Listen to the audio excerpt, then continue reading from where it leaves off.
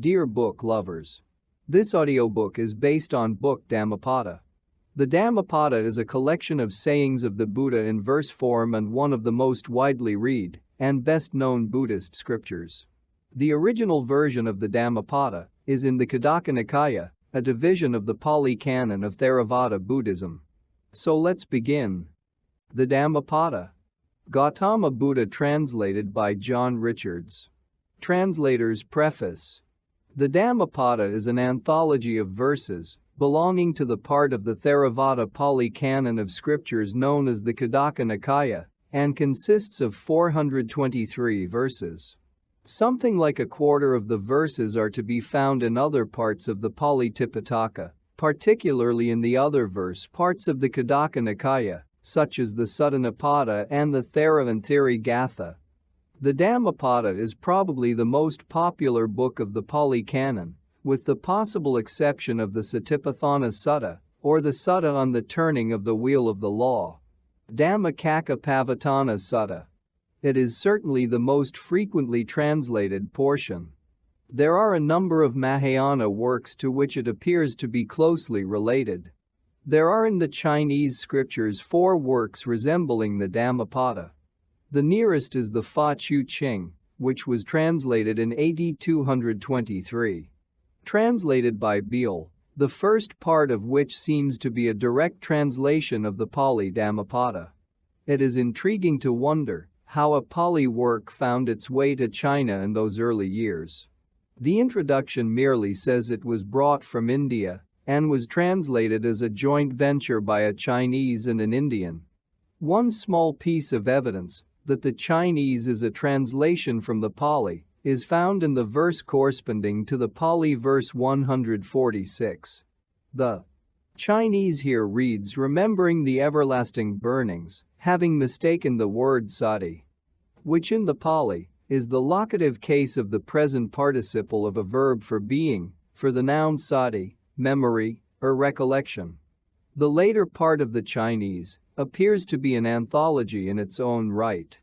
There is also a Dhammapada in the Gandhari language, edited and translated by Bro, but although it contains at least half of its verses in common with the Pali Dhammapada, the order and distribution make it fairly certain that there is no direct link between the two works. There is another work in Sanskrit called the Udana, which also has a large number of verses in common with the Dhammapada, but again seems to be a completely independent compilation. It is often most instructive, though, to compare some of the verses in these different collections. Sometimes they are effectively identical, but at other times they are radically different. It would be a rash man, in our present state of scholarship, who ventured to assert which is the original. Like most anthologies of verses, the Dhammapada is very uneven. Some verses are both profound and deeply poetic. Others are awkward and little more than a list of technical terms. The overall effect of the Dhammapada, however, is undoubtedly of high moral and spiritual earnestness and a typically Buddhist gentle persuasiveness. It would be hard to point to a poetic book of a similar length in world religious literature of a correspondingly sustained level. John Richards, 19.oct.1993. 1. The pairs. Mind precedes its objects. They are mind-governed and mind-made. To speak or act with a defiled mind is to draw pain after oneself, like a wheel behind the feet of the animal drawing it. 1. Mind precedes its objects. They are mind-governed and mind-made. To speak or act with a peaceful mind is to draw happiness after oneself, like an inseparable shadow. 2. I have been insulted. I have been hurt. I have been beaten. I have been robbed. Anger does not cease in those who harbor this sort of thought. 3. I have been insulted. I have been hurt. I have been beaten. I have been robbed. Anger ceases in those who do not harbor this sort of thought. 4. Occasions of hatred are certainly never settled by hatred. They are settled by freedom from hatred. This is the eternal law. 5. Others may not understand that we must practice self-control, but quarreling dies away in those who understand this fact. 6. The tempter masters the lazy and irresolute man who dwells on the attractive side of things, ungoverned in his senses, and unrestrained in his food, like the wind overcomes a rotten tree. 7. But the tempter cannot master a man who dwells on the distasteful side of things, self-controlled in his senses, moderate in eating, resolute and full of faith, like the wind cannot move a mountain crag. 8. The man who wears the yellow-dyed robe but is not free from stains himself, without self-restraint and integrity, is unworthy of the robe. 9. But the man who has freed himself of stains and has found peace of mind in an upright life, possessing self-restraint and integrity, he is indeed worthy of the dyed robe. 10. To see the essence in the unessential and to see the essence as unessential means one can never get to the essence, wandering as one is in the road of wrong intentions. 11. But to see the essence in the essential, and the unessential as the unessential it is means one does get to the essence, being on the road of right intentions. 12. In the same way that rain breaks into a house with a bad roof, desire breaks into the mind that has not been practicing meditation. 13. While in the same way that rain cannot break into a well-roofed house, desire cannot break into a mind that has been practicing meditation well. 14. Here and beyond he suffers. The wrongdoer suffers both ways. He suffers and is tormented to see his own depraved behavior. 15. Here and beyond he is glad. The doer of good is glad both ways. He is glad and rejoices to see his own good deeds. 16. Here and beyond he is punished. The wrongdoer is punished both ways. He is punished by the thought, I have done evil, and is even more punished when he comes to a bad state. 17. Here and beyond he rejoices. The doer of good rejoices both ways. He rejoices at the thought, I have done good, and rejoices even more when he comes to a happy state. 18. Even if he is fond of quoting appropriate texts, the thoughtless man who does not put them into practice himself is like cowherd counting other people's cows, not a partner in the holy life. 19. Even if he does not quote appropriate texts much, if he follows the principles of the teaching, by getting rid of greed, hatred and delusion, deep of insight, and with a mind free from attachment, not clinging to anything in this world or the next, that man is a partner in the holy life. 20. 2. Attention. Attention leads to immortality. Carelessness leads to death. Those who pay attention will not die, while the careless are as good as dead already. 21. So having clearly understood the value of attention, wise men take pleasure in it, rejoicing in what the saints have practiced.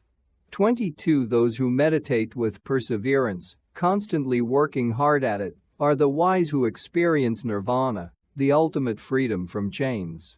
23. When a man is resolute and recollected, pure of deed and persevering, when he is attentive and self-controlled and lives according to the teaching, his reputation is bound to grow. 24. By resolution and attention, by discipline and self-control, a clever man may build himself an island that no flood can overthrow. 25. Foolish, ignorant people indulge in careless lives, whereas a clever man guards his attention as his most precious possession. 26. Don't indulge in careless behavior. Don't be the friend of sensual pleasures. He who meditates attentively attains abundant joy. 27. When a wise man has carefully rid himself of carelessness and climbed the high castle of wisdom, sorrowless he observes sorrowing people, like a clear-sighted man on a mountaintop looking down on the people with limited vision on the ground below. 28. Careful amidst the careless, amongst a sleeping wide awake, the intelligent man leaves them all behind, like a race-horse does a mere hack. 29. It was by attention that Indra attained the highest place among the gods. People approve of attention, while carelessness is always condemned. 30. A bhikkhu taking pleasure in being attentive and recognizing the danger of carelessness makes progress like a forest fire, consuming all obstacles large or small in his way. 31. A bhikkhu taking pleasure in being attentive and recognizing the danger of carelessness is incapable of falling away. In fact, he is already close to nirvana. 32. 3. Thoughts. Elusive and unreliable as it is, the wise man straightens out his restless, agitated mind, like a fletcher crafting an arrow. 33. Trying to break out of the tempter's control, one's mind writhes to and fro, like a fish pulled from its watery home onto dry ground. 34. It is good to restrain one's mind, uncontrollable, fast-moving, and following its own desires as it is. A disciplined mind leads to happiness. 35. A wise man should guard his mind, for it is very hard to keep track of, extremely subtle, and follows its own desires. A guarded mind brings happiness. 36. The mind goes wandering off far and wide alone. Incorporeal, it dwells in the cavern of the heart. Those who keep it under control escape from Mara's bonds.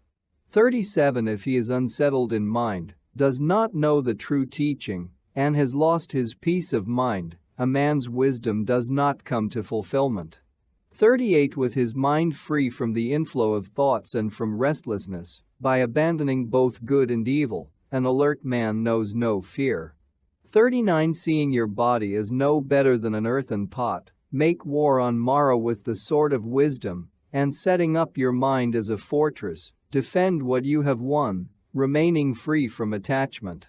40. Before long this body will be lying on the ground, discarded and unconscious, like a useless bit of wood. 41. One's own misdirected thought can do one more harm than an enemy or an ill-wisher. 42. Even your mother, father or any other relative cannot do you as much good as your own properly directed thought. 43. 4. Flowers. Who will master this world and the world of death with its devas? Who will gather well-taught aphorisms, Dhammapadas, like an connoisseur picking a flower? 44. The disciple will master this world and the world of death with its devas. A disciple will gather well-taught aphorisms, Dhammapadas, like a connoisseur picking a flower. 45. Seeing the foam-like nature of the body and awakening to its mirage-like quality, one can escape the sight of the king of death, snapping Mara's flowery bonds. 46. Death carries off a man busy picking flowers with an besotted mind, like a great flood does a sleeping village. 47. Death, the end maker, will exercise his will on a man busy picking flowers with a besotted mind, before he has even found satisfaction. 48. A holy man should behave in the village like a bee which takes its food from a flower without hurting its appearance or its scent. 49. It is know the shortcomings of others, nor what others have done, or not done that one should think about, but what one has done, or not done oneself. 50. Like a fine flower, beautiful to look at but without scent, fine words are fruitless in a man who does not act in accordance with them. 51. Like a fine flower, beautiful to look at and scented too, fine words bear fruit in a man who acts well in accordance with them. 52.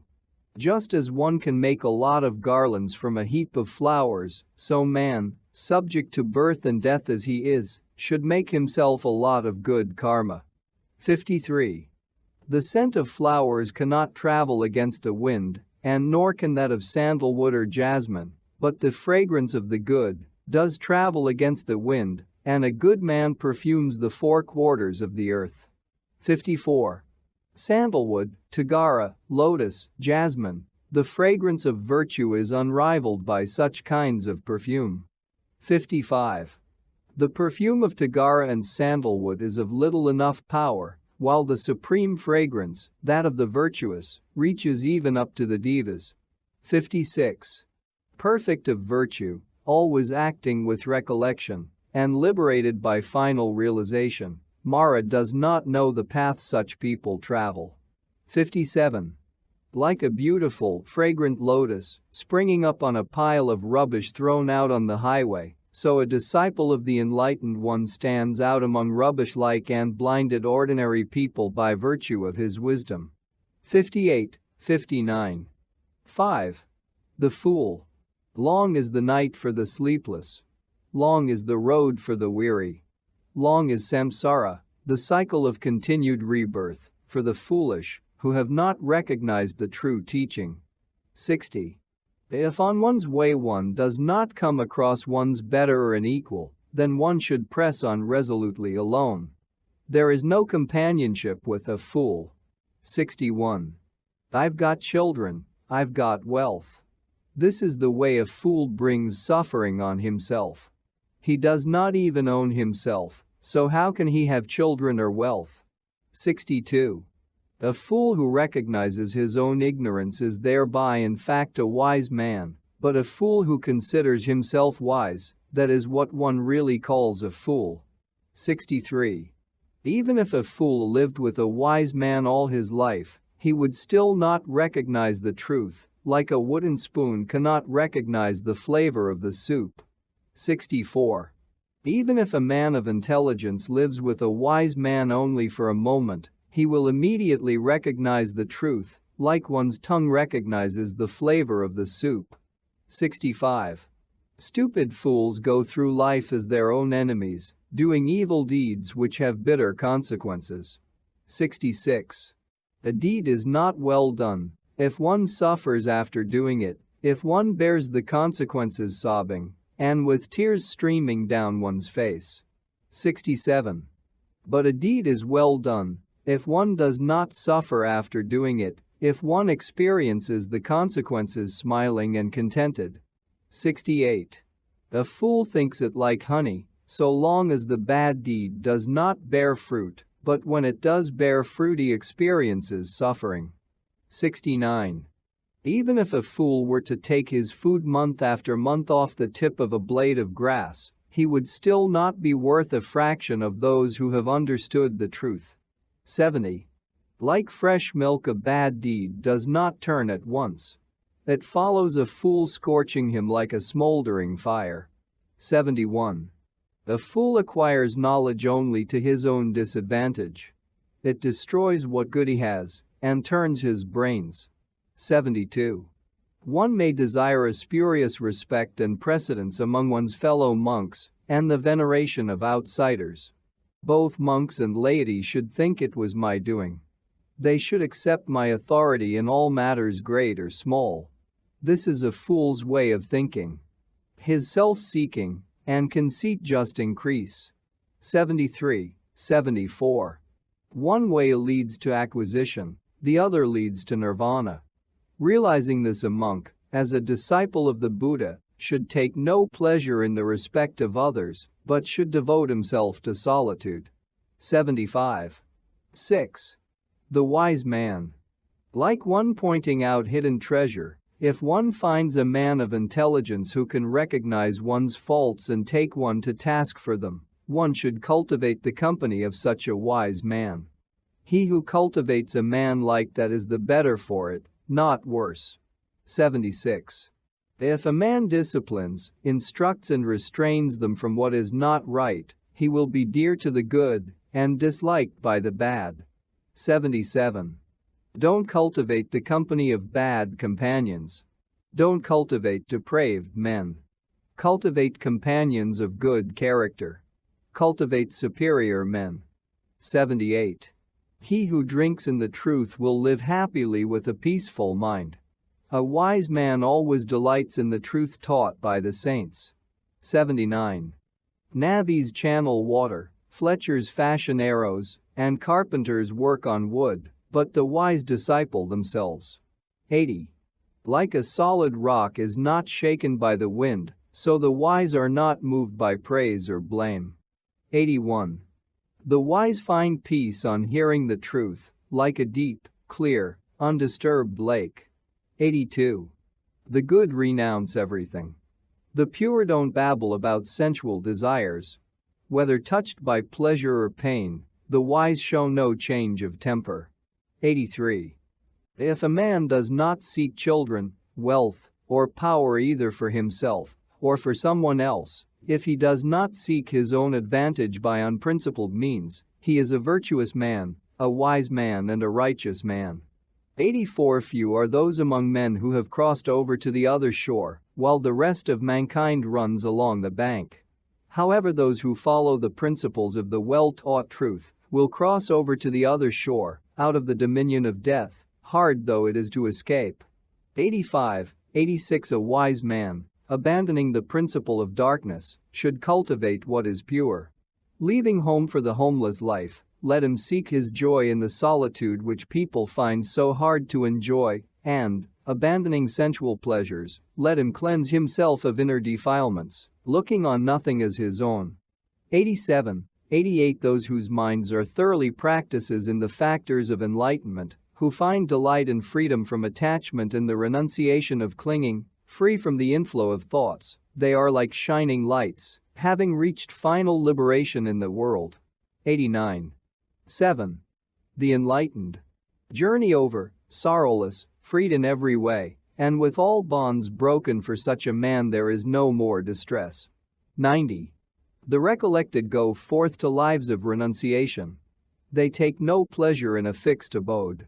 Like wild swans abandoning a pool, they leave one resting place after another. 91. Those for whom there is no more acquisition, who are fully aware of the nature of food, whose dwelling place is an empty and imageless release, the way of such people is hard to follow, like the path of birds through the sky. 92. He whose inflowing thoughts are dried up, who is unattached to food, whose dwelling place is an empty and imageless release, the way of such a person is hard to follow, like the path of birds through the sky. 93. When a man's senses have come to peace, like a horse is well broken by the trainer, when he is rid of conceit, and without inflowing thoughts, even devas envy such a well-set man. 94. Like the earth he is not disturbed, like a great pillar he is firmly set and reliable, like a lake he is free from defilement. There are no more rebirths for such a well-set man. 95. Freed by full realization and at peace, the mind of such a man is at peace, and his speech and action peaceful. 96. He has no need for faith who knows the uncreated, who has cut off rebirth, who has destroyed any opportunity for good or evil, and cast away all desire. He is indeed the ultimate man. 97. Whether in the village or the forest, whether on high ground or low, wherever the enlightened live, that is a delightful spot. 98. Delightful for them are the forests, where men find no delight. The desire-free find delight there, for they seek no sensual joys. 99. 8. The thousands. Better than 1,000 pointless words is one saying to the point on hearing which one finds peace. 100. Better than 1,000 pointless verses is one stanza on hearing which one finds peace. 101. Better than reciting 100 pointless verses is one verse of the teaching, one Dhammapada, on hearing which one finds peace. 102. Though one were to defeat thousands upon thousands of men in battle, if another were to overcome just one, himself, he is the supreme victor. 103. Victory over oneself is better than that over others. When a man has conquered himself and always acts with self-control, neither devas, spirits, Mara or Brahma can reverse the victory of a man like that. 104. 105.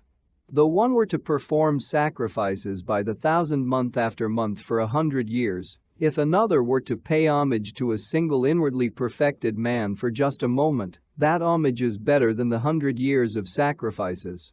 106. Though one were to tend the sacrificial fire for 100 years in the forest, if another were to pay homage to a single inwardly perfected man for just a moment, that homage is better than the 100 years of sacrifice. 107. All the sacrifices and offerings a man desiring merit could make in a year in the world are not worth a quarter of the better merit of homage to the righteous. 108. Four principal things increase in the man who is respectful and always honors his elders: length of life, good looks, happiness, and health. 109.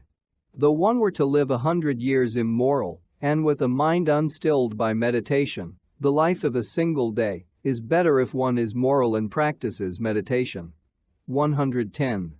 Though one were to live 100 years without wisdom and with a mind unstilled by meditation, the life of a single day is better if one is wise and practices meditation. 111. Though one were to live 100 years without seeing the rise and passing of things, the life of a single day is better if one sees the rise and passing of things. 113. Though one were to live 100 years without seeing the deathless state, the life of a single day is better if one sees the deathless state. 114. Though one were to live 100 years without seeing the supreme truth, the life of a single day is better if one sees the supreme truth. 115. 9. Evil. Be urgent and good. Hold your thoughts off evil.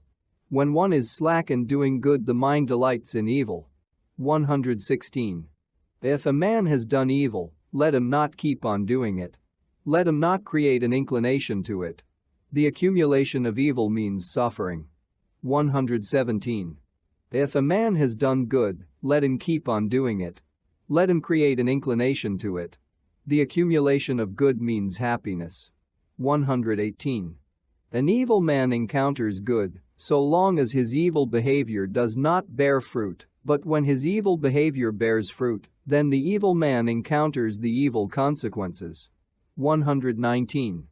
An good man encounters evil so long as his good behavior does not bear fruit, but when his good behavior bears fruit, then the good man encounters the good consequences. 120. Do not think lightly of evil, that not the least consequence will come of it. A whole water pot will fill up from dripping drops of water. A fool fills himself with evil, just a little at a time. 121. Do not think lightly of good, that not the least consequence will come of it. A whole water pot will fill up from dripping drops of water. A wise man fills himself with good, just a little at a time. 122. One should avoid evil like a merchant with much goods, and only a small escort avoids a dangerous road, and like a man who loves life avoids poison.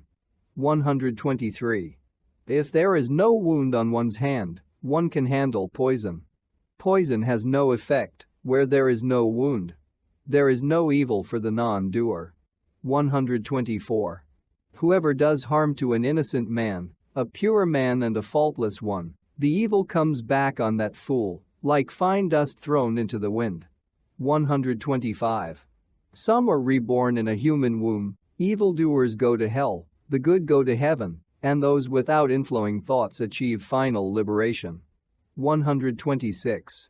Not in the sky, nor in the depths of the sea, nor hiding in the cleft of the rocks, there is no place on earth where one can take one's stand to escape from an evil deed. 127. Not in the sky, nor in the depths of the sea, nor hiding in the cleft of the rocks, there is no place on earth where one can take one's stand to not be overcome by death. 128.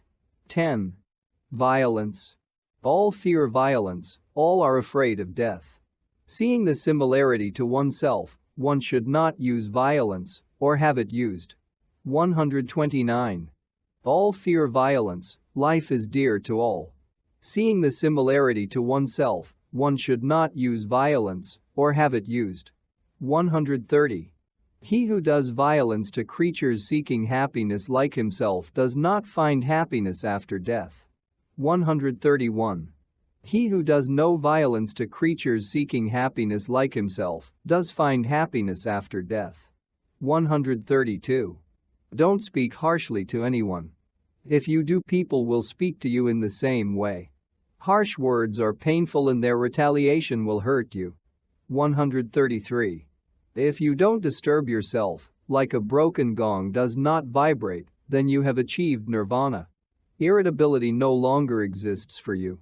134. Like a cowherd driving cows off to the fields, So old age and death take away the years from the living. 135. Even when he is doing evil, the fool does not realize it. The idiot is punished by his own deeds, like one is scorched by fire. 136. He who does violence to the peaceful and harmless soon encounters one of 10 things. He may experience cruel pain, disaster, physical injury, severe illness, or insanity, or else trouble with the authorities, grave accusation, bereavement, or loss of property, or else destruction of his house by fire, and on the death of his body the fool goes to hell. 137, 138, 139, 140.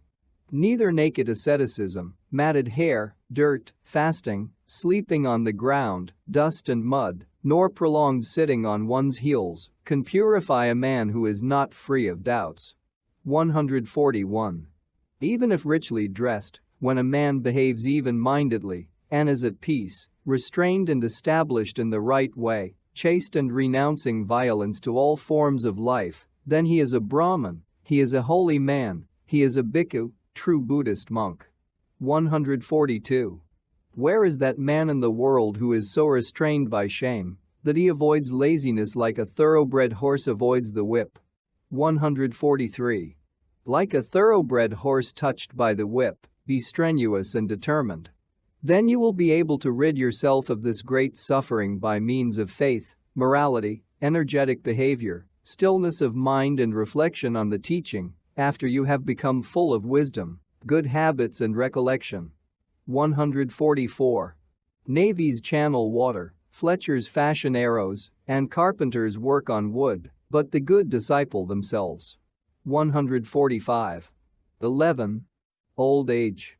What is this laughter, what is this delight, forever burning, with desires, as you are? Enveloped in darkness as you are, will you not look for a lamp? 146. Look at the decorated puppet, a mass of wounds and of composite parts, full of disease and always in need of attention. It has no enduring stability. 147. This body is worn out with age, a nest of diseases and falling apart. The mass of corruption disintegrates, and death is the end of life. 148. When these grey bones are cast aside like gourds in autumn, what pleasure will there be in looking at them? 149. It is a city built of bones and daubed with flesh and blood, in which old age and death, pride and hypocrisy are the inhabitants. 150. Even kings' splendid carriages wear out, and the body is certain bound to grow old, but the truth found by the saints is not subject to aging. That is what the saints themselves proclaim. 151. An ignorant man ages like an ox. His flesh may increase, but not his understanding. 152. I have passed in ignorance through a cycle of many rebirths, seeking the builder of the house. Continuous rebirth is a painful thing. But now, house builder, I have found you out. You will not build me a house again. All your rafters are broken, your ridgepole shattered. My mind is free from active thought and has made an end of craving. 153, 154. Those who have not lived the holy life and have not acquired wealth in their youth grow old like withered cranes beside a fishless pool. 155. Those who have not lived the holy life and have not acquired wealth in their youth lie like spent arrows, grieving for times past. 156. 12. Self. Knowing that one is dear to oneself, one should guard oneself well. For 1 out of the 3 watches of the night a wise man should keep watch. 157. First he should establish himself in what is right. Then if he teaches others, the wise man will not be corrupted. 158. If one would only apply to oneself what one teaches others, when one was well disciplined oneself one could train others. It is oneself who is hard to train. 159. One is one's own guardian. What other guardian could one have? With oneself well disciplined one obtains a rare guardian indeed. 160. The evil he has done himself, and which had its origin and being in himself breaks a fool, like a diamond breaks a precious stone. 161.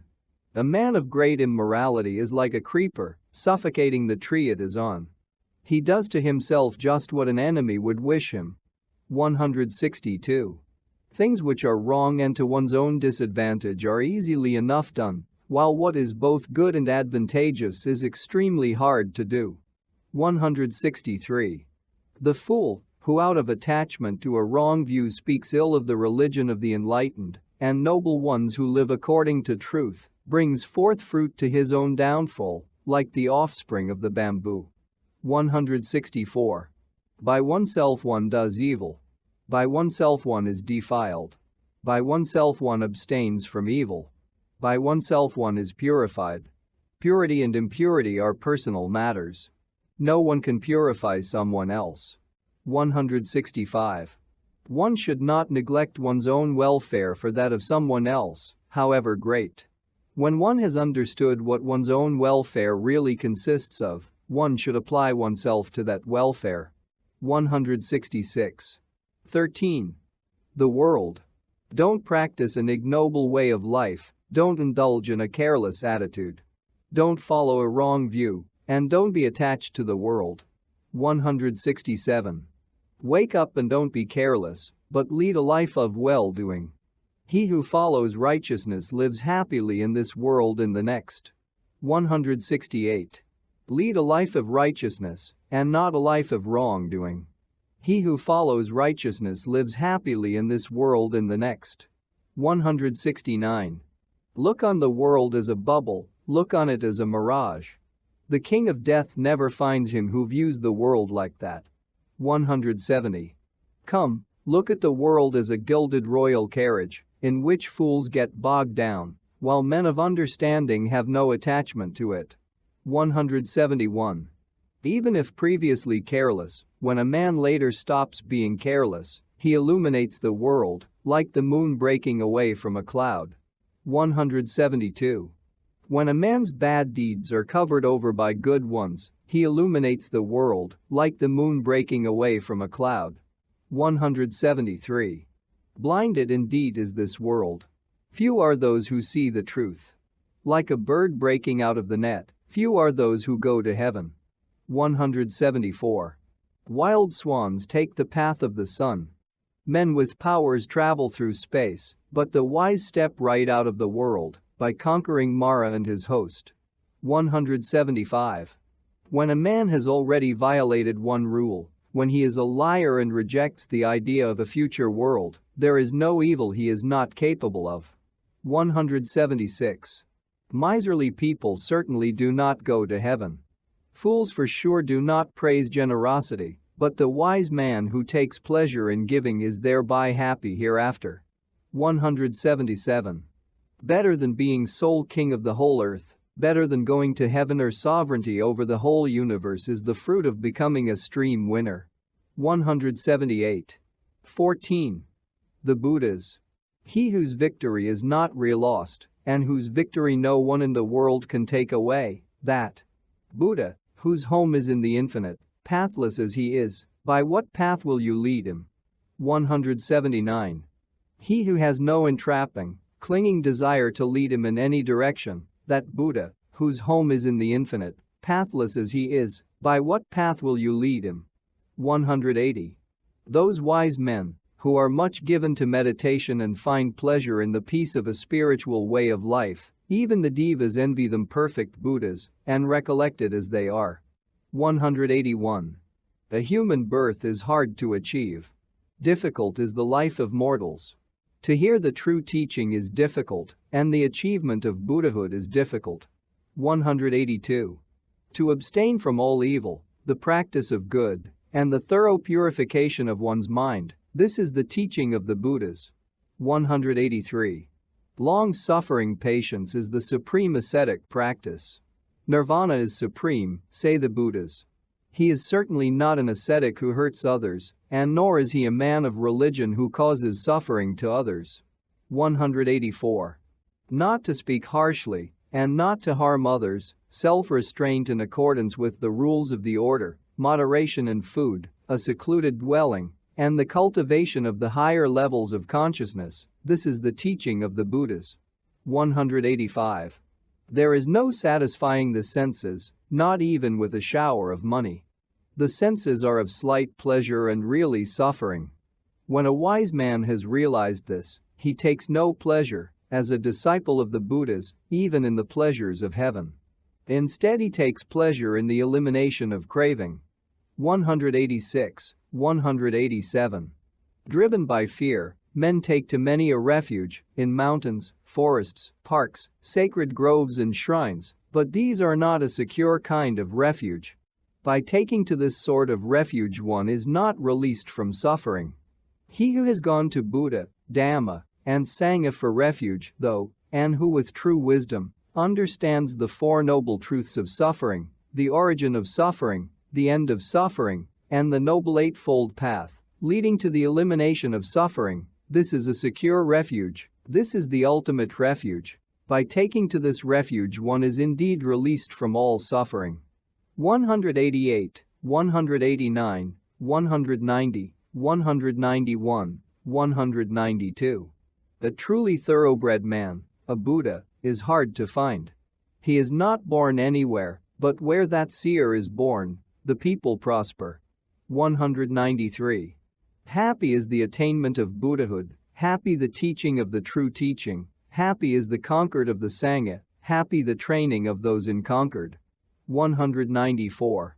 When a man venerates those worthy of veneration, be they Buddhas or their disciples, who have transcended all obstacles and passed beyond sorrow and tears, venerating such as these, whose passions are extinguished, and for whom there is no further source for fear, no one can calculate how great his merit is.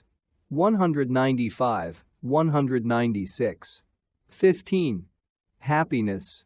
Happy indeed we live who are free from hatred among those who still hate. In the midst of hatred-filled men, we live free from hatred. 197. Happy indeed we live who are free from disease among those still diseased. In the midst of diseased men, we live free from disease. 198. Happy indeed we live who are free from worry among those who are still worried. In the midst of worried men, we live free from worry. 199. Happy indeed we live who have nothing of our own. We shall feed on joy, just like the radiant devas. 200. A victor only breeds hatred, while a defeated man lives in misery, but a man at peace within lives happily, abandoning up ideas of victory and defeat. 201. There is no fire like desire. There is no weakness like anger. There is no suffering like the khandhas. There is no happiness greater than peace. 202. Hunger is the supreme disease. Mental activity is the supreme suffering. When one has grasped this as it really is, nirvana is the supreme happiness. 203. Health is the supreme possession. Contentment is the supreme wealth. A trustworthy friend is the supreme relation. Nirvana is the supreme happiness. 204. After enjoying the taste of solitude and the taste of peace, one is freed from distress and evil, as one enjoys the taste of spiritual joy. 205. It is good to meet with the saints. Living with them is always sweet. By not meeting fools one can be happy all the time. 206. A man who keeps company with a fool will suffer for it a long time. It is always painful to live with fools, like with an enemy, but a wise man is good to live with, like meeting up with relatives. 207. Therefore, if he is a man of understanding and penetration, learned and habitually moral, devout and noble, one should cultivate the company of the just and wise man, in the same way as the moon keeps to a path among the stars. 208. 16. Preference. He who applies himself to what is not really an appropriate subject for application, and fails to apply himself to what is, missing the real purpose to grasp, after what appeals to him, may well envy the man who does apply himself. 209. Never have anything to do with likes and dislikes. The absence of what one likes is painful, as is the presence of what one dislikes. 210. Therefore, don't take a liking to anything. To lose what one likes is hard, but there are no bonds for those who have no likes and dislikes. 211. From preference arises sorrow, from preference arises fear, but he who is freed from preference has no sorrow and certainly no fear. 212. From affection arises sorrow, from affection arises fear, but he who is freed from affection has no sorrow and certainly no fear. 213. From pleasure arises sorrow, from pleasure arises fear, but he who is freed from pleasure has no sorrow and certainly no fear. 214. From sensuality arises sorrow, from sensuality arises fear, but he who is freed from sensuality has no sorrow and certainly no fear. 215. From craving arises sorrow, from craving arises fear, but he who is freed from craving has no sorrow and certainly no fear. 216. Well may people hold dear the man who is endowed with morality and insight, who is well established in righteousness, a seer of the truth, and applying himself to his own business. 217. He whose longing has been aroused for the indescribable, whose mind has been quickened by it, and whose thought is not attached to sensuality is truly called one who is bound upstream. 218. When a man who has been away a long time at last comes home safely from far away, his family, friends and acquaintances rejoice to see him back. In the same way, when a man who has done good goes from this world to the next, his good deeds receive him like relations welcoming a loved one back again. 219, 220. 17. Anger. Abandon anger, give up pride, and overcome all fetters. Suffering does nor befall him who is without attachment to names and forms, and possesses nothing of his own. 221. When a man governs his rising anger like a chariot going out of control, that is what I call a charioteer. The rest are just holding the reins. 222. Overcome anger with freedom from anger. Overcome evil with good.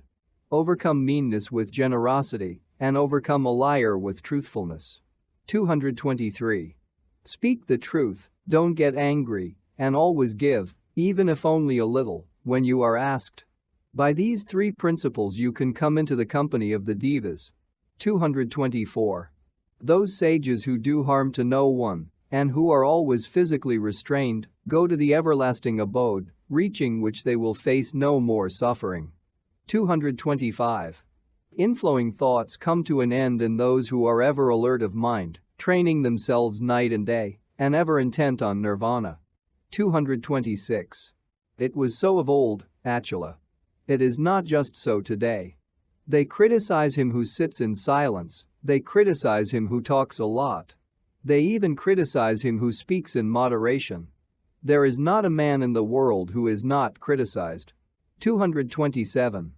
There never has been, there never will be, and there is not now any man exclusively criticized or exclusively praised. 228. If a wise man of unblemished behavior and endowed with wisdom, morality, and stillness of mind is praised by the discriminating after day in day out acquaintance with him, like a pure gold coin, then who is fit to find fault with him? Even the king of the Devas praises him. 229, 230.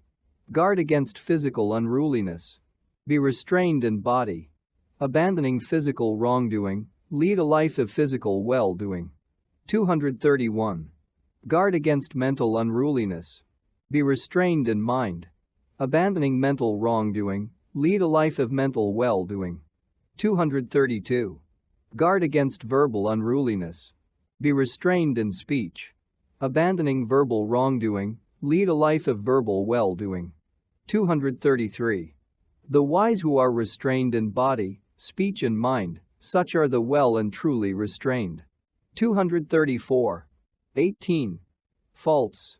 You are now like a withered leaf. Death's messengers themselves are in your presence. You are standing in the jaws of your departure, and provisions for the road you have none. 235. In such a case, build yourself an island. Make the effort quickly, and become a wise man. Cleansed of your faults and now without blemish, you will go to the heavenly land of the saints. 236. You are now at your life's conclusion. You are in the presence of the King of Death. There is no stopping off place on the way, and provisions for the road you have none. 237. In such a case, build yourself an island. Make the effort quickly, and become a wise man. Cleansed of your faults and now without blemish, you will come no more to birth and aging. 238. Little by little, moment by moment, a wise man should cleanse himself of blemishes, like a smith purifying silver. 239. Just as the rust which develops on iron derives from it, but then proceeds to eat it away, so a person of unrestrained behavior is drawn to hell by his own actions. 240. Lack of repetition is the blight of scriptures. Lack of repairs is the blight of buildings. The blight of beauty is laziness, and carelessness is the blight of a guard. 241. The blight of a woman is misconduct. The blight of a giver is meanness. Bad mental states are indeed blights in this world and the next. 242. But the supreme blight, ignorance, is the blight of blights. Destroying this blight, be free of blights, Bhikkhu. 243. Life is easy enough for the shameless, the crow hero type of man, offensive, swaggering, impudent and depraved. But it is hard for the man of conscience, always striving after purity, alert, reserved, pure of behavior and discerning. 244, 245. When a man takes life, tells lies, takes what he is not entitled to in the world, resorts to other men's wives and indulges in drinking wine and spirits, such a man is digging up his own roots here and now in this world. 246, 247. So understand this, my man, unrestrained men are evil. Don't let greed and wrongdoing subject you to lasting suffering. 248. People give according to their faith, or as they feel well disposed. If one is put out for that reason with other people's food and drink, then one will not achieve stillness of mind in meditation, day or night. But he who has destroyed that sort of reaction, has rooted it out, and done away with it, he will achieve stillness of mind in meditation, day and night. 249, 250. There is no fire like desire. There is no hold like anger. There is no net like ignorance. There is no river like craving. 251. Other people's faults are easily seen. One can winnow out other people's faults like chaff. One hides one's own faults though, like a dishonest gambler hides an unlucky throw. 252. When one notices the mistakes of others and is always finding fault with them, the inflow of one's thoughts just increases, and one is a long way from the cessation of this influx. 253. Just as there is no path in the sky, there is no man of religion outside. Other people take pleasure in multiplicity, but the Buddhas are free from it. 254. Just as there is no path in the sky, there is no man of religion outside. There are no lasting functions of the mind, but there is no oscillation of mind for the Buddhas. 255. 19. The righteous. One is not righteous if one decides a case without due consideration, but the wise man who takes into account both for and against, and comes to his decision about others with due consideration, such a man of discrimination who keeps to the truth, he is to be called righteous. 256, 257. One is not a learned man by virtue of much speaking. He who is patient, without anger and fearless, he is to be called learned. 258. One is not a bearer of the teaching by virtue of much speaking, but he who, even if he has only studied a little, has experienced the truth in person, he is indeed a bearer of the teaching, who has not forgotten the teaching.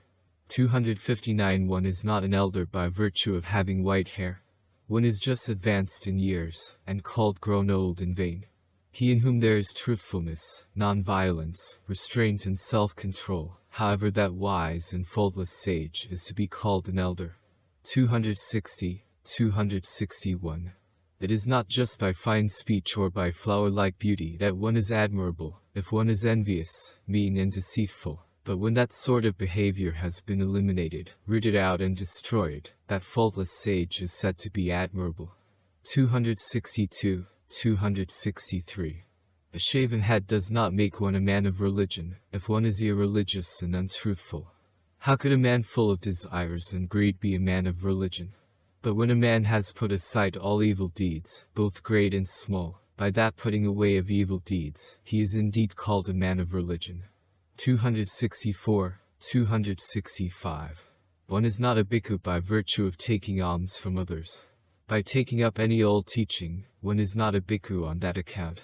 But he who has here and now ejected both good and evil, and in leading the holy life lives in accordance with reason, he is indeed called a bhikkhu.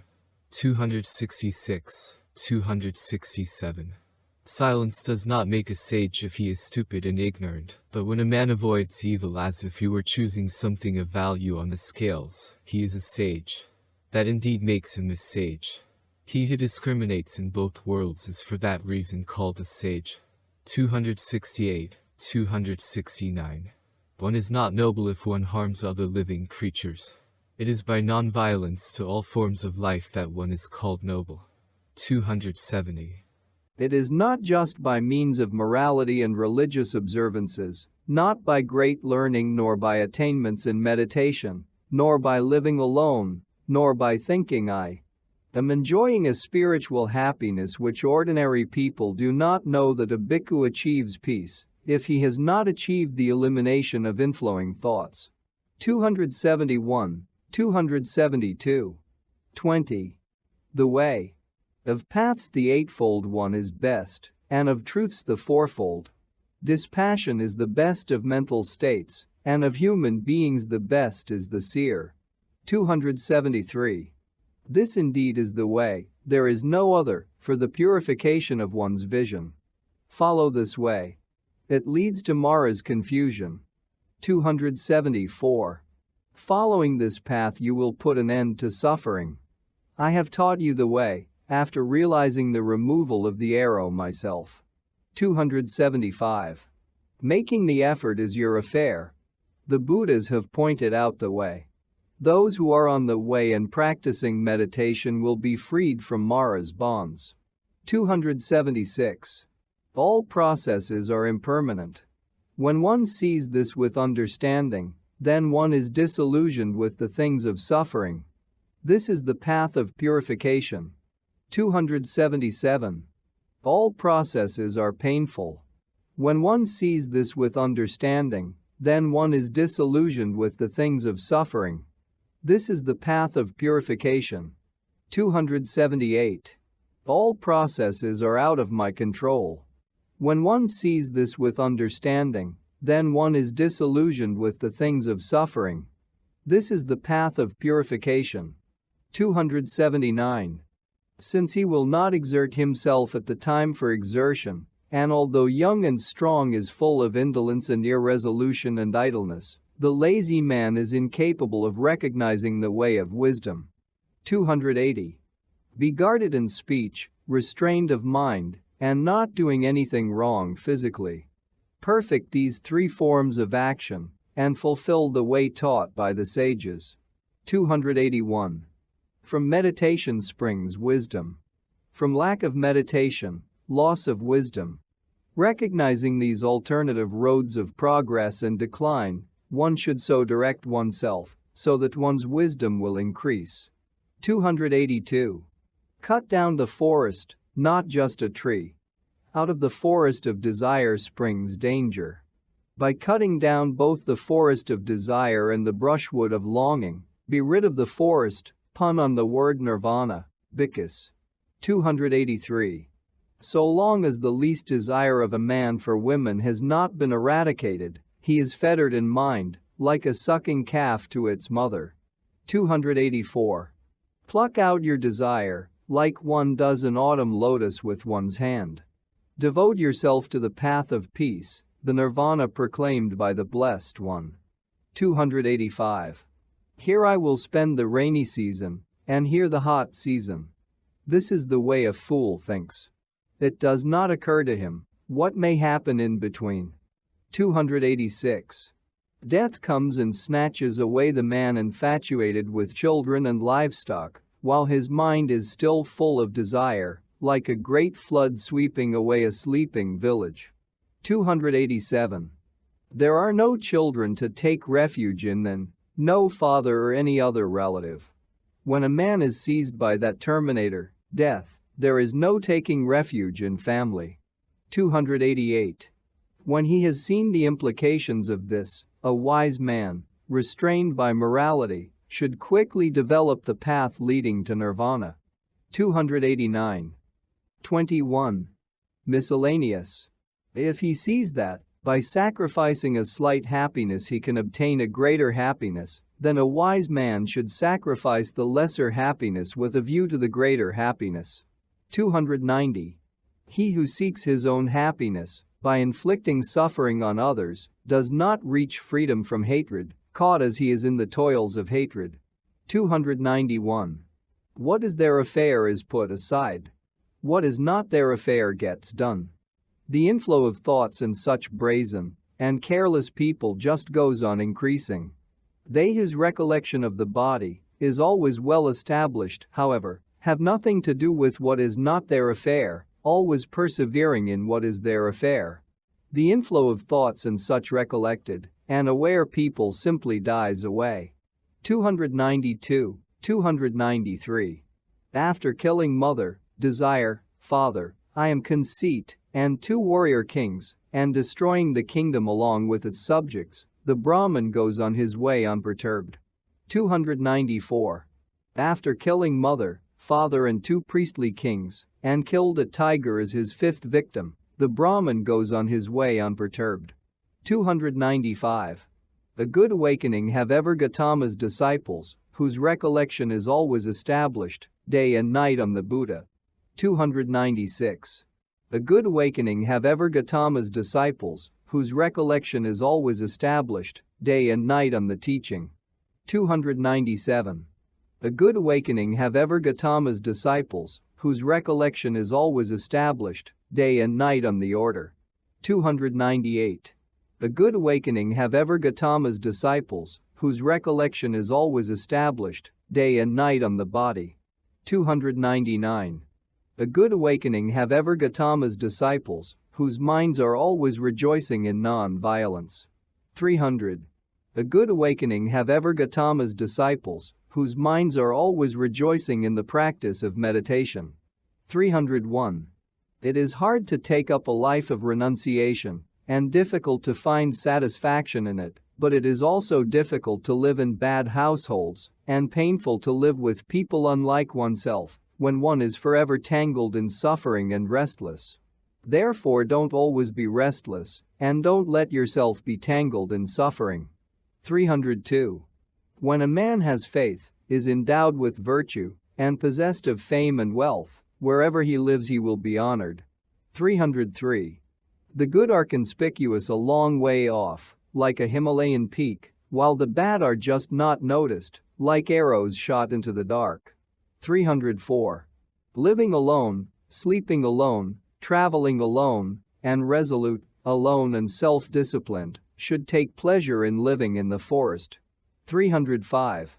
22. Hell. He who speaks untruth goes to hell, as does he who, having done something, says, I didn't do it. Men of ignoble behavior, they both end up the same in the next world. 306. Many of those dressed in the yellow robe are evil and unrestrained, and the evil end up in hell because of their evil deeds. 307. It is better to swallow a red-hot, flaming iron ball than for an unrestrained and immoral person to eat the alms food of the land. 308. The thoughtless man who consorts with another man's wife encounters 4 things: accumulation of demerit, disturbed sleep, thirdly disgrace, and hell. 4th. 309.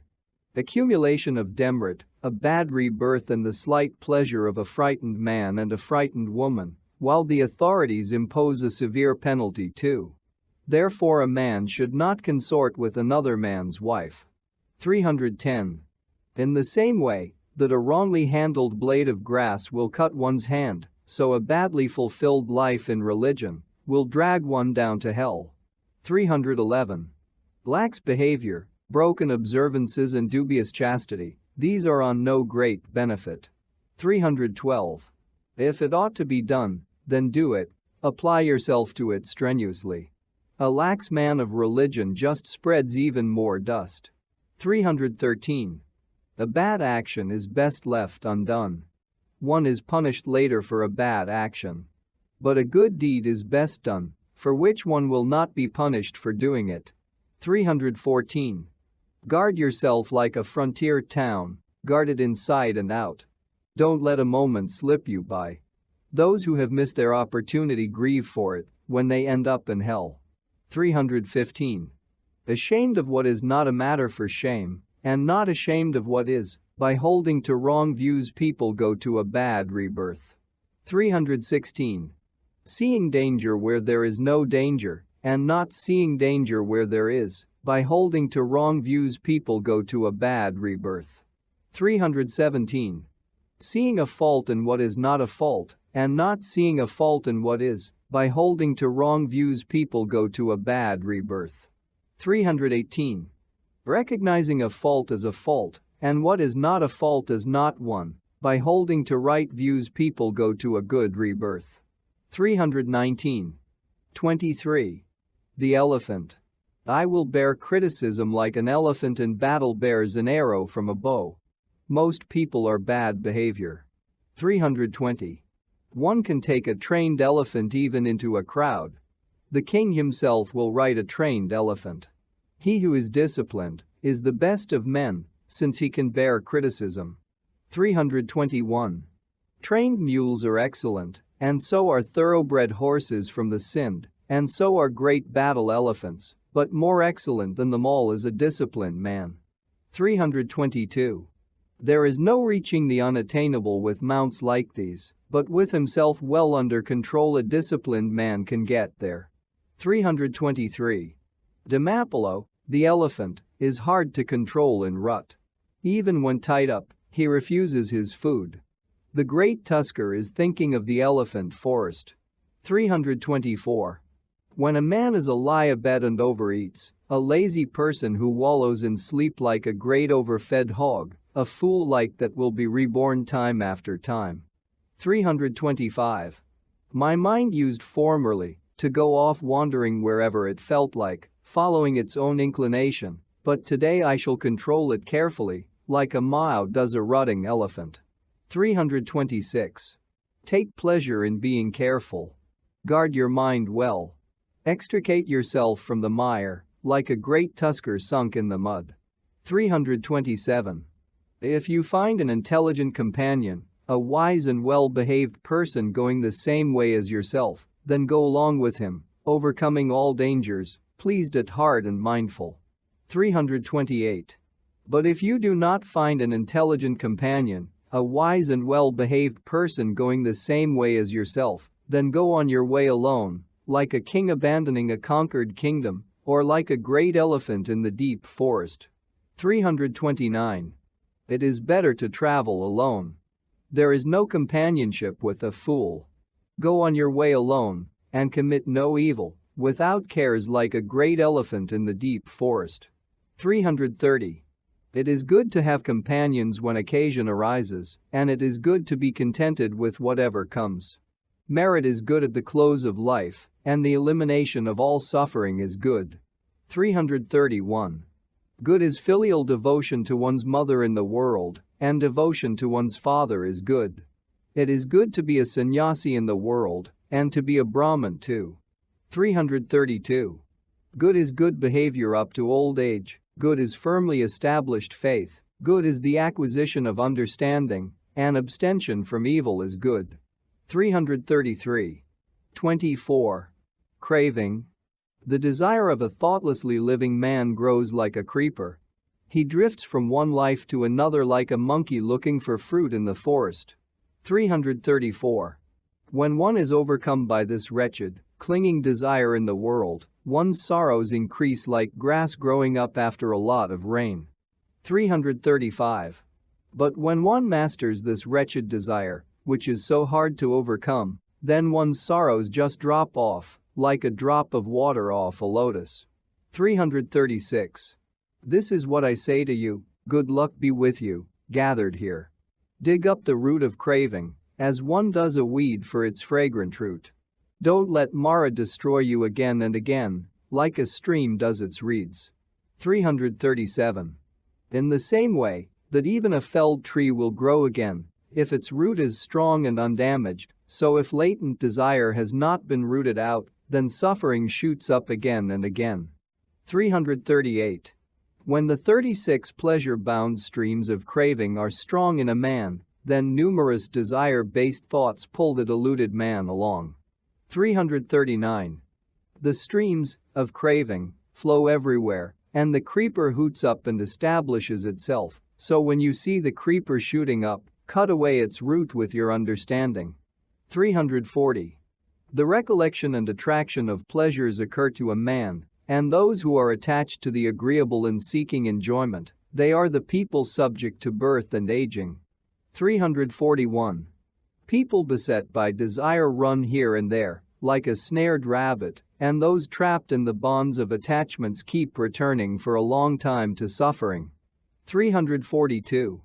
People beset by desire run here and there, like a snared rabbit, so one should get rid of one's craving, if it is freedom from desire that one wants. 343.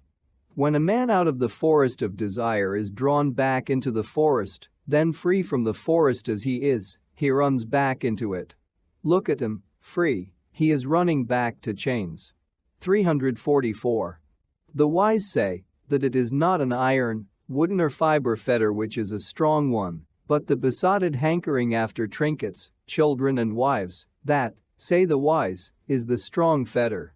It drags one down, and loose as it feels, it is hard to break. Breaking this fetter, people renounce the world, free from longing and abandoning sensuality. 345, 346. Those on fire with desire follow the stream of their desires, like a spider follows the strands of its self-made web.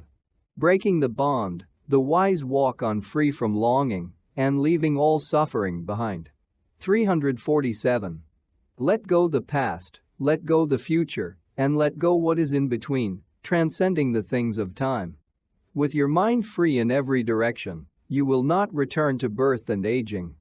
348. When a man is stimulated by his own thoughts, full of desire and dwelling on what is attractive, his craving increases even more. He is making the fetter even stronger.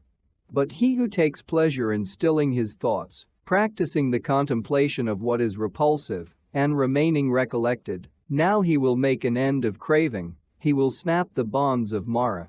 His aim is accomplished, he is without fear, rid of craving and without stain. He has removed the arrows of changing existence. This is his last body. 349, 350, 351. Rid of craving and without clinging, an expert in the study of texts, and understanding the right sequence of the words, he may indeed be called in his last body, great in wisdom and a great man. 352. All-conquering and all-knowing am I amidst all states of mind, unaffected am I. By abandoning everything, I am liberated by the cessation of desire. Having achieved realization by myself, who should I point to as my teacher? 353. The gift of the truth beats all other gifts. The flavor of the truth beats all other tastes. The joy of the truth beats all other joys, and the cessation of desire conquers all suffering. 354. Riches destroy a fool, but not those who are seeking the other shore. The fool destroys himself by his craving for riches, as he destroys others too. 355. Weeds are the blight of fields. Desire is the blight of mankind. Consequently, offerings to those free from desire are of great fruit. 356. Weeds are the blight of fields. Anger is the blight of mankind. Consequently, offerings to those free from anger are of great fruit. 357. Weeds are the blight of fields. Delusion is the blight of mankind. Consequently, offerings to those free from delusion are of great fruit. 358. Weeds are the blight of fields. Self-seeking is the blight of mankind. Consequently, offerings to those free from self-seeking are of great fruit. 359. 25. The bhikkhu. Restraint of the eyes is good. So is restraint of the ears. Restraint of the nose is good, and so is restraint of the palate. 360. Restraint of the body is good. So is restraint of speech. Restraint of mind is good, and so is restraint in everything. The bhikkhu who is restrained in everything is freed from all suffering. 361. Restrained of hand, restrained of foot, restrained of speech, and restrained in his highest faculty, with his joy turned inwards, his mind still, alone and contented, that is what they call a bhikkhu. 362. When a bhikkhu is restrained of tongue, quotes wise sayings, and is peaceful, expounding both letter and spirit, his speech is good to hear. 363. With joy in the teaching, delighting in the teaching, and pondering over the teaching, the bhikkhu who remembers the teaching does not fall away from the teaching. 364. One should not underestimate what one has got, and one should not live envying others. A bhikkhu who envies others does not achieve stillness of mind in meditation. 365. Even if he has only received a little, if a bhikkhu does not look down on what he has received, even the devas praise him, pure of life and determined as he is. 366. When a man is without self-identification with any object or idea, and does not grieve for what does not exist, that is what is called a bhikkhu. 367. The bhikkhu who lives full of goodwill, with faith in the religion of the Buddha, he will reach the place of peace, the satisfaction of stilling the functions of the mind. 368. Empty the boat, bhikkhu. Empty it will sail lightly for you. When you have cut away desire and aversion, you will come to nirvana as a result. 369. Cut away the 5 lower fetters, abandon the 5 remaining fetters, and then develop the 5 faculties. The bhikkhu who has transcended the 5 fetters is said to be crossed over the flood. 370. Meditate, bhikkhu, don't be careless, don't let your mind take pleasure in the senses. Don't have to swallow the iron ball for being careless. Don't have to cry out, this is terrible as you burn. 371. There is no meditation without wisdom, and there is no wisdom without meditation. When a man has both meditation and wisdom, he is indeed close to nirvana. 372. When he has gone off to a lonely building, the bhikkhu whose mind is at peace experiences a more than human joy when he recognizes the supreme truth. 373. Whenever he meditates on the rise and fall of the constituent elements of existence, he experiences joy and rapture. It is immortality for men of discrimination. 374.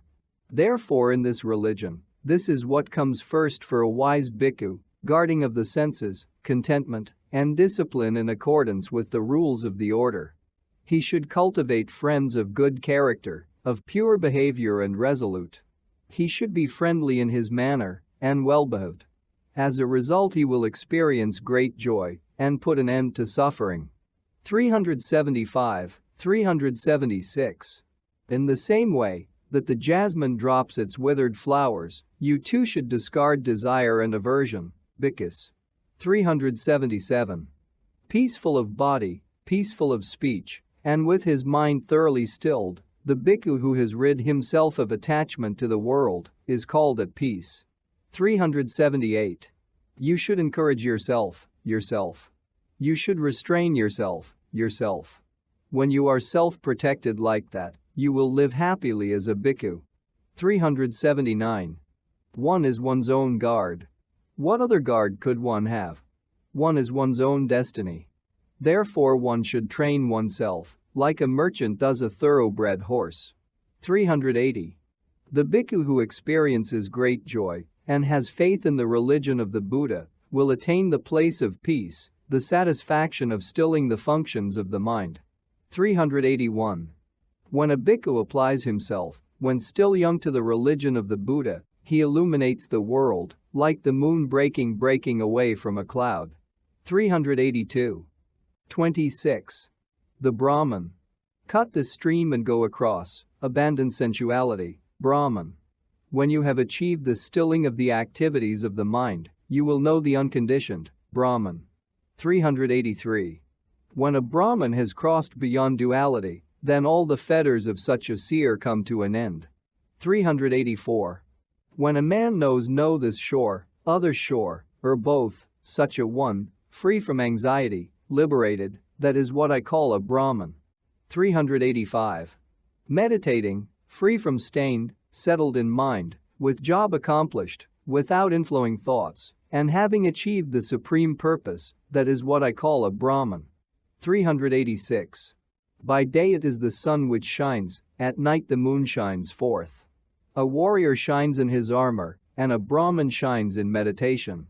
But at all times, by day and by night, the Buddha shines in his glory. 387. A Brahman is called so by breaking with evil deeds. It is by pious behavior that a man is called a man of religion, and by casting out blemishes one is called one gone forth. 388. One should not strike a Brahman, and nor should a Brahman lose his temper. Shame on him who strikes a Brahman, and shame on him who loses his temper because of it. 389. Nothing is better in a Brahman than this, that he restrains his mind from pleasurable things. Suffering disappears for him to the same extent that he gets rid of thoughts of harming anyone. 390. He who does no wrong with body, speech or mind, but is restrained in all three spheres, that is what I call a Brahman. 391. One should reverently pay homage to the man from whom one has learned the truth, taught by the true Buddha, like a Brahman does to the sacrificial fire. 392. One is not a Brahman by virtue of matted hair, lineage or caste. When a man possesses both truth and truthfulness, then he is pure, then he is a Brahman. 393. What use is your matted hair, you fool? What use is your antelope skin? You are tangled inside, and you are just making the outside pretty. 394. The man who wears robes made from rags off the dust heap, who is gaunt, with his sinews standing out all over his body, alone meditating in the forest, that is what I call a Brahman. 395. I do not call him a Brahman who is so by natural birth from his mother. He is just a supercilious person, if he still has possessions of his own. He who owns nothing of his own, and is without attachment, that is what I call a Brahman. 396.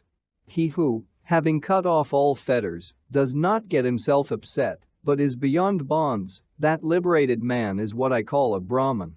397. He who has cut off both bond and strap, halter as well as bridle, who has removed the barrier, himself a Buddha, that is what I call a Brahman. 398. He who endures undisturbed criticism, ill treatment and bonds, strong in patience, and that strength is power, that is what I call a Brahman. 399. Without anger, devout, upright, free from craving, disciplined and in his last body, that is what I call a Brahman. 400. Like water on a lotus leaf, like a mustard seed on the point of an pin, he who is not stuck to the senses, that is what I call a Brahman. 401. He who has experienced the end of his suffering here in this life, who has set down the burden, freed. That is what I call a Brahman. 402.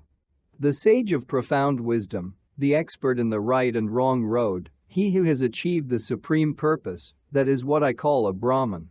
403. Not intimate with laity or monks, wandering about with no abode and few needs, that is what I call a Brahman.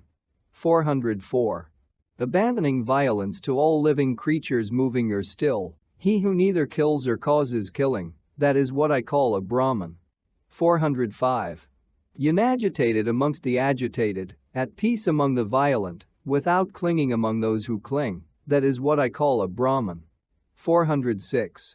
He from whom desire and aversion, conceit and hypocrisy have fallen away, like a mustard seed on the point of a pin, that is what I call a Brahman. 407. He who utters only gentle, instructive and truthful speech, criticizing no one, that is what I call a Brahman. 408.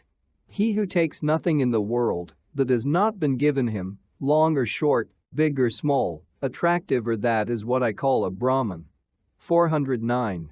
He who has no desires in this world or the next, without longings, freed. That is what I call a Brahman. 410. He who has no attachments and has been freed from uncertainty by realization, who has plunged into the deathless, that is what I call a Brahman. 411.